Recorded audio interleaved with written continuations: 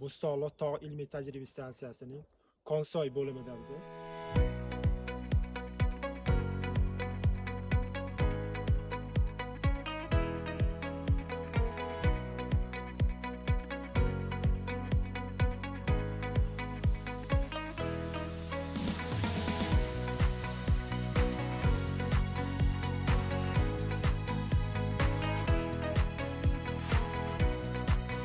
Bizada Bo'stonliq tog' ilmiy tajriba stansiyasida yong'oq mevalilar kolleksiyasi bog'ida 15 ga yaqin navlar, 30 dan ziyod formalari mavjud.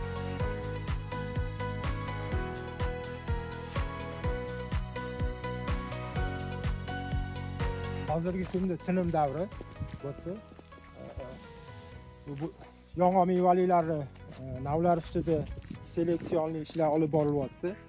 Hozirgi kunda o'ng qo'limda bu yong'oq mevali bodom kolleksiyasi 26 ta navi mavjud bo'lib, 30 dan ziyod formalari, gibridlari mavjud.